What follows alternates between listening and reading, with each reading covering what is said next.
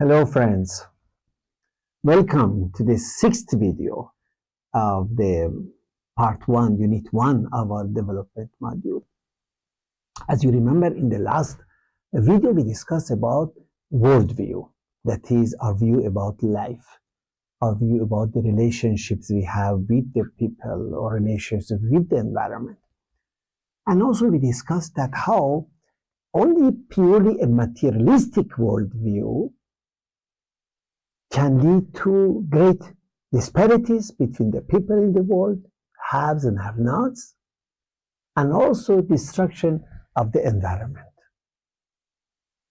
So, on the same, ground, we see that a terminology that was adopted by the development organization some decades ago was that most countries outside the US and Europe were referred to as underdeveloped. Of course, if you consider only those materialistic perspectives, yes, they were underdeveloped. Now, this classification was later on changed to developing countries. Now, this implies that development means approaching the conditions where industrialized nations have already reached. So we ran after them to reach them. Now again, such classification is based purely on materialistic assumptions about man and about development. Because they have reached this much of development materially, so we also should reach. That is the assumption. Now, we should remember that material poverty does not necessarily mean that a human being is underdeveloped. Far, far from that. Because if we want to go by this definition, we should then consider the whole Earth as an underdeveloped planet. Because a minority enjoys great material comfort, while the majority lives in abject poverty.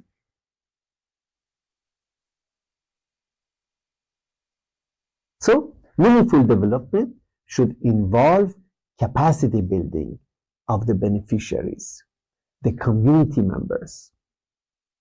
This can be achieved by development of skills, attitudes, and capacities other than only delivery of services and goods. This is where the human development takes place.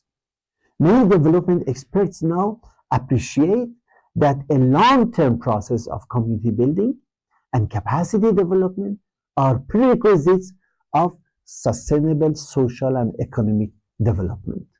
Today's civilization has gone far too away from the values and principles that distinguish man from the rest of the creation. Cruelty, injustice, inequality, corruption, thirst for power. These are not inherent to human nature that is noble and is the essence of beauty. So building a new society cannot be achieved on the basis of the animal side of human nature, such as, greed, competition, which are the characteristics of the present social system, unfortunately. It can be built, a new civilization can be built only through a system that rewards and punishes justly and lovingly. This is not actually seen today. Rewards and punishments are not happening based on justice and lovingly. You need to look at it, the force of market, the force of competition, the force of greed. Where is justice and love? So we need first to identify the extent and nature of the ills that have afflicted humanity. So for some, the poverty is a symptom. It's not the real illness. The real illness is somewhere else that has led to the symptom of poverty or disparities. The daily life of the masses of humanity is a worsening condition of despair under the pressure of oppression and calculated cruelty by the powerful and the rich, who sit and plan. On the one hand, wars and conflicts are among the causes of poverty and misery, and on the other, there is widespread prejudices that terrify the masses of humankind. Now, going back to development, there are different models of development, from extreme capitalism to extreme communism. Nevertheless, their basic ideologies and goals do not differ very much from each other. What is it? Both of them, their ideologies, their goals focus on material growth and achieving material comfort. Therefore, production of things is considered to be the center around which society should be organized in either of the ideologies. The point is that although material well-being of all is a lofty, wonderful goal that development should, of course, have, development should surely result into that, there are other objectives that development should achieve, and many of these other objectives are moral and spiritual. So though only few industrialized nations, and also Japan, had success by following the traditional schemes for development, commonly defined as modernization,